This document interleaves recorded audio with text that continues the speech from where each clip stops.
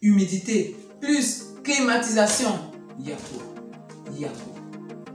Hello, je suis Jessica G des multi-entrepreneurs en Afrique. Je suis dans la restauration, dans l'immobilier, dans l'agroalimentaire et dans l'esthétique. Je vis entre l'Afrique et l'Europe et ici vous êtes sur ma chaîne où on parle d'entrepreneuriat, d'immobilier et d'investissement. Ce sont les thématiques qui vous intéressent. Je vais vous demander quelques petites choses.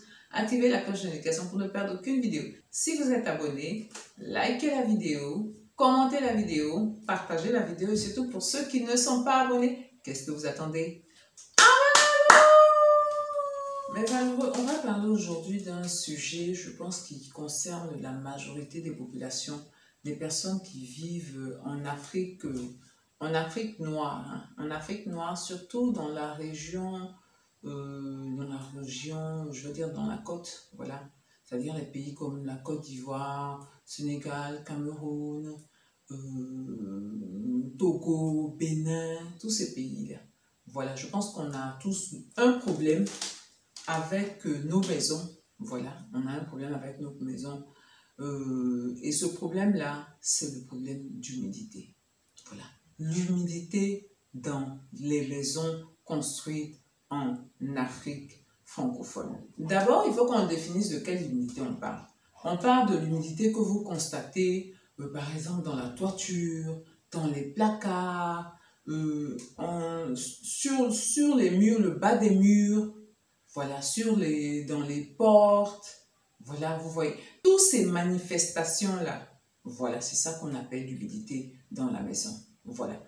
Les champignons, j'avais oublié, très important, les champignons, les murs où c'est rempli de champignons, les bas de murs c'est rempli de champignons, les placards, les armoires, tout ça où c'est rempli de champignons, voilà, la toiture, on n'en parle pas.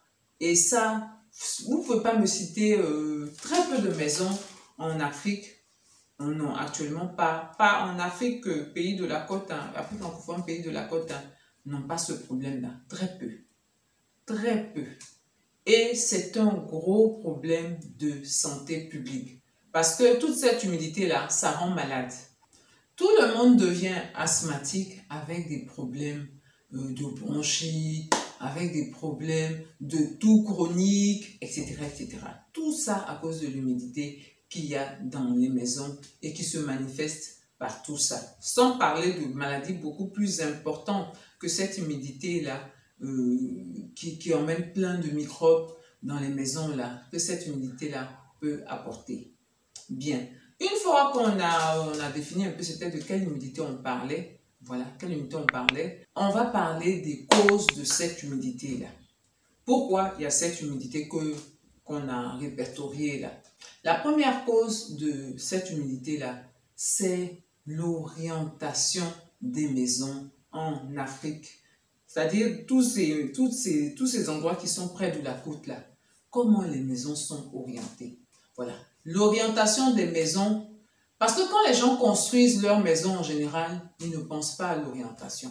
Ils ne pensent pas à l'orientation. Ils pensent à optimiser au maximum les parties construites. Et ça, c'est un gros problème. Ça, c'est un gros problème. De ne pas aller dans le sens qui va te permettre d'avoir une maison qui va être bien aérée. Bien. La deuxième cause de cette humidité-là est le fait que dans des zones qui sont extrêmement humides, comme par exemple, je veux dire, Bassam, Assini, certains quartiers d'Abidjan, parce qu'Abidjan aussi s'est construit, Abidjan c'est beaucoup de bas-fonds, hein. Voilà. Dans beaucoup de coins à Abidjan là-bas, les maisons ne sont pas assez en hauteur. Voilà, pour éviter les remontées capillaires. Voilà.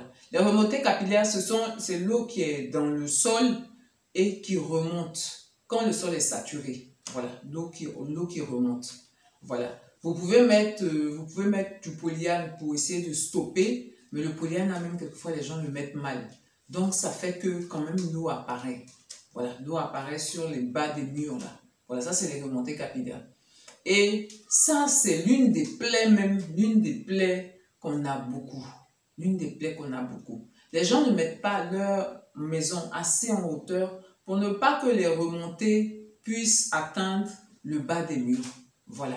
Les gens ne montent pas. Parce que ça coûte cher de faire une fondation en hauteur, ça coûte cher. Donc, les gens font une fondation à ras les sols là. Et puis, tout le monde a plein de remontées capillaires. L'une des raisons aussi qui fait qu'il y a autant d'humidité dans les maisons africaines, dans les maisons Afrique côtière, là, dans les maisons de l'Afrique de la côte, je veux dire ça comme ça, côte française, ex-côte française, je veux dire ça comme ça. L'une des raisons aussi, c'est l'absence d'ouverture. Je veux dire, les gens sont dingues, quoi, quand ils construisent des maisons. Les propriétaires ne se rendent pas compte que votre maison est censée vous emmener sur une longue distance. Donc, quand votre maison n'est pas bien construite, même si vous la mettez en location, même si la vous mettez en location, la maison va vous demander beaucoup d'argent. Et donc, l'argent que vous n'avez pas voulu mettre pour que la maison soit bien faite, là, vous allez la rattraper en travaux de réhabilitation, en travaux de mise à niveau, etc., etc. Voilà. Donc, ça, c'est hyper important de faire des ouvertures réglementaires. Pas les petites ouvertures, là. Ils font des ridicules ouvertures. Ça, là, c'est quoi ça encore? C'est pas intéressant du tout. C'est pas intéressant du tout. Les gens font des petites ouvertures. Parce qu'ils ne veulent pas... parce que qui dit baie, bah, dit argent pour mettre quelque chose dans ses baies, là. Voilà. Donc, les gens font des petites baies comme ça. Mais c'est pas sérieux, ça crée beaucoup. On est dans un endroit humide. Donc les ouvertures là, c'était de grandes ouvertures. C'était de grandes ouvertures, pas les petites ouvertures là. Ça, on voit ça. Mais on voit ça sur des gens qui construisent eux-mêmes leur maison parce qu'ils n'ont pas cette connaissance et ils ne prennent pas des gens qualifiés pour le faire. Et puis on voit ça aussi beaucoup avec les gens qui vont mettre leurs biens en location. Eux là même, c'est grave. Voilà, eux là, c'est grave. Donc dans les maisons, humidité, plus climatisation. Yako. Les maisons sont remplies de microbes, de bactéries, de champignons, de tout ce qui est mauvais pour la santé. Voilà. À l'extérieur, vous partez prendre les pots d'échappement. À l'intérieur, dans ta maison, ça doit être un peu sain là. Là-bas aussi, tu prends ta dose, quoi. Tu as ta dose. Donc, franchement, c'est la totale. C'est la totale pour les habitants de cette maison-là. Et le pire, c'est que les gens ne se rendent même pas compte de la nocivité de leur environnement au niveau de leur habitat. Bien, nous allons donc résumer les raisons pour lesquelles il y a autant d'humidité dans les maisons en Afrique. La première raison, comme je vous ai dit, ou l'une des raisons, je ne sais pas si c'est la première, l'une des raisons, c'est la mauvaise orientation de nos maisons, qui ne permettent pas une aération maximum. La deuxième raison, c'est le fait que nos fondations ne sont pas assez hautes, ce qui entraîne le fait qu'on a beaucoup de remontées capillaires. La troisième raison, c'est le fait que nous avons des baies, des ouvertures qui sont rikiki, ce qui ne favorise pas également l'aération de la maison. La dernière raison aussi qu'il faut souligner, c'est qu'en Afrique, les gens ne savent pas qu'ils doivent aérer leur maison. Ils ne savent pas qu'ils doivent ouvrir tous les volets, tout ce que vous avez là. Vous avez les gens, vous voyez les maisons tout le temps fermées. Tout le temps fermées. On est en Afrique, il fait chaud. Il fait chaud et en même temps c'est humide. Donc il faut ouvrir les maisons. Il faut ouvrir les fenêtres. Il faut permettre à l'air de se renouveler, de s'aérer. Ça, là, les gens ne sont pas au courant de ça. Les gens ne savent pas ça.